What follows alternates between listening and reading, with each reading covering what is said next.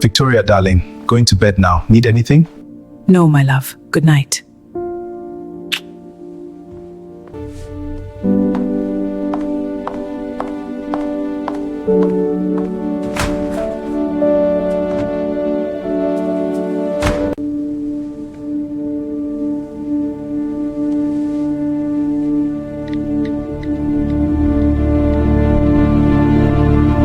Six months ago, Victoria's life changed forever. An accident left her blind and paralyzed. At least, that's what everyone believes. But in a house full of secrets, sometimes the person who can't see sees everything. 8 months earlier, Victoria Cole was on top of the world.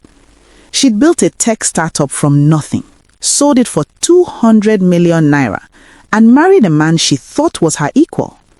Marcus was handsome, charming, attentive, everything she'd hoped for in a partner. But 3 years into their marriage, things began to change. Marcus started coming home late. Business dinners, he said, important clients. Victoria noticed the perfume on his clothes, the way he guarded his phone, the hushed conversations that stopped when she entered the room. She told herself she was being paranoid, overthinking. Until the day she came home early from a business trip, she heard sounds coming from upstairs, from their bedroom. She opened the door. Marcus was in bed with her personal assistant. Victoria didn't scream, didn't cry, didn't make a scene. She quietly closed the door, went downstairs, and sat in the living room, thinking. She could divorce him, walk away, move on. But Victoria wanted answers, real answers. How long had this been going on? How many women? Did he ever love her? Or was it always about her money? She needed proof, complete, undeniable proof. And she knew exactly how to get it. 2 weeks later, Victoria staged a car accident. It was carefully planned, a quiet road, the right time of day. She hired professionals who owed her favors. The crash looked real. The damage was convincing. When paramedics arrived, Victoria was unconscious. Marcus got the call at his office. By the time he reached the hospital, doctors were delivering devastating news. Traumatic brain injury, complete loss of vision, paralysis from the waist down. She would never see again, never walk again. She would need constant care. Marcus's face showed all the right emotions: shock, sadness, concern. But Victoria, lying in that hospital bed with her eyes closed, heard something else in his voice when he spoke to the doctor. Relief. 2 days later, Marcus brought Victoria home in a wheelchair. Dark sunglasses covered her eyes. Her voice was weak, defeated. "Thank you for taking care of me," she whispered. "I don't know what I'll do without you." "I'll always be here," Marcus promised, squeezing her hand. But that night, after settling Victoria in her wheelchair by the window, Marcus went upstairs and made a phone call. Victoria couldn't see him, but she could hear perfectly. "She's completely blind," the doctors confirmed it. "Yes, paralyzed too. This changes everything." The first week, Marcus was the perfect caretaker, attentive, helpful, patient.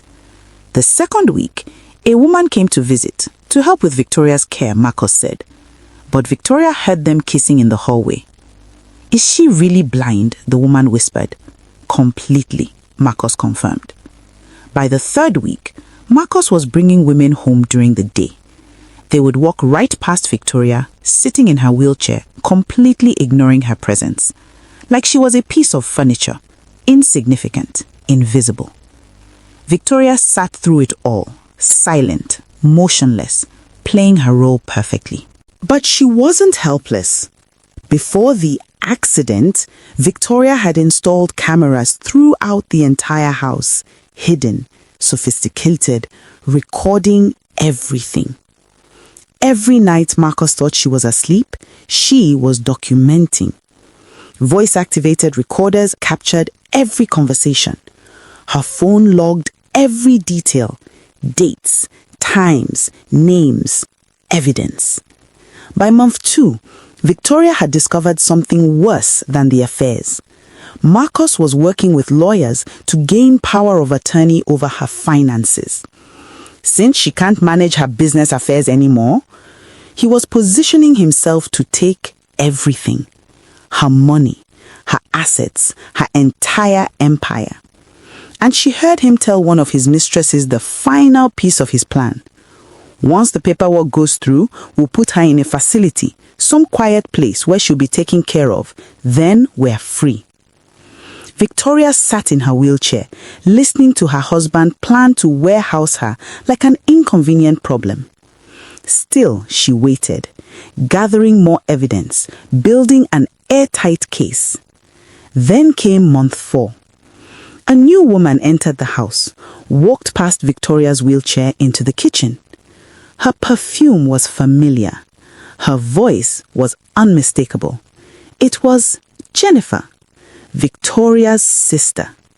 Victoria's hands gripped the wheelchair arm so tightly her knuckles turned white, but her face remained expressionless behind those dark glasses.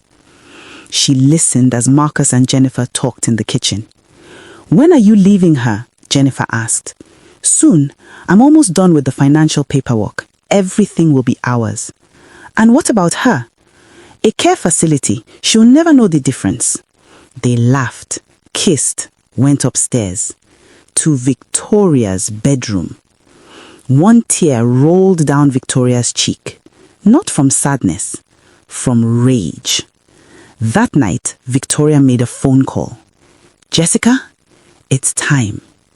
Her best friend had been waiting for this call for months. "You're sure?" "I've never been more sure of anything." Victoria told Marcus she wanted to throw a party, a celebration of survival, to thank everyone who'd supported her. Marcus thought it was a wonderful idea. "I'll invite everyone," he said enthusiastically. And he did. Family, friends, business associates, even his mistresses, thinking Victoria would never know. Over 100 people. The night of the party, the mansion glowed with lights and music. Guests arrived in designer clothes, sipping champagne, admiring the elegant setup. Victoria sat in her wheelchair near the center of the room, dark sunglasses on, greeting people warmly. Marcus played the devoted husband, so attentive, so caring. Jennifer played the concerned sister. The mistresses mingled, exchanging knowing looks. At 9 p.m., Victoria asked for everyone's attention. The room quieted. Guests gathered around. "Thank you all for coming," Victoria began, her voice soft. "These past 6 months have been transformative. I've learned so much about the people in my life." People smiled, expecting a touching speech about gratitude and resilience. "I've learned who truly cares about me and who's been lying to me." The mood shifted slightly. "But I haven't been completely honest with you either." Marcus's smile faltered. "The truth is," Victoria's hands gripped the wheelchair. She stood up. The room gasped. She removed her sunglasses. Her eyes were clear, focused, seeing. "I'm not paralyzed. I've never been blind. It was all a test." Silence. Complete, shocked silence. For 6 months, I pretended to be helpless, to see what my husband would do, how he would treat me when he thought I couldn't see, couldn't stop him, couldn't fight back. She pulled a remote from her pocket and pressed a button. Every television screen in the mansion turned on. Security footage played on all of them. Marcus with a blonde woman in their bedroom. Marcus with a brunette in the living room. Marcus with a redhead in the kitchen. Marcus with Jennifer in Victoria's own bed. Audio played clearly. When are you leaving her? Soon. I'm almost done with the financial paperwork. And what about her? A care facility. She'll never know the difference. The room was frozen, horrified. Victoria looked at Marcus. You thought I was trapped, helpless, dependent on you. Marcus couldn't speak. But I saw everything, heard everything, recorded everything. Her lawyer stepped forward, handing Marcus an envelope. Divorce papers, restraining order, fraud charges, theft charges, all supported by 6 months of documented evidence. She turned to Jennifer. You're cut off from this family, from my will, from everything. Then to the guests. Now you all know, the man I married never loved me. He loved my money, and when I became inconvenient, he planned to lock me away and take everything. She looked back at Marcus. But I wasn't blind, and now neither is anyone else. She walked out of the room, leaving Marcus standing there, destroyed in front of everyone he'd ever known. 3 months later, the divorce was finalized. Marcus got nothing. The prenup was ironclad. He also faced criminal charges for attempted financial fraud. Jennifer was disowned by the entire family. Victoria kept everything. Her story went viral, the woman who faked blindness to expose her cheating husband. She wrote a best-selling book, started a foundation helping women escape financial abuse. And 1 year later, at a charity gala, a man approached her. Miss Cole, I'm David. What you did was brilliant and brave. Victoria smiled. Thank you. Would you like to have coffee sometime? I promise I'm not after your money. Victoria laughed. How can I be sure? You can't, but I'm willing to earn your trust, the right way. Victoria considered him for a moment. Coffee, just coffee. We'll see. For the first time in years, Victoria felt hopeful. But this time, she'd keep her eyes wide open. The moral. Victoria learned something powerful during those 6 months. When people think you can't see them, they reveal who they truly are.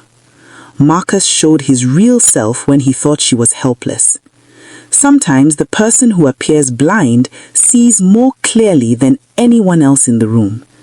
And sometimes the best way to expose the truth is to let people think you are powerless, while you quietly gather the power to destroy them. Victoria played blind, but she saw everything. And when she finally opened her eyes, the whole world saw the truth too. The end. Thank you so much for watching. If you enjoyed this story, please don't forget to subscribe, like, and share. Your support means the world.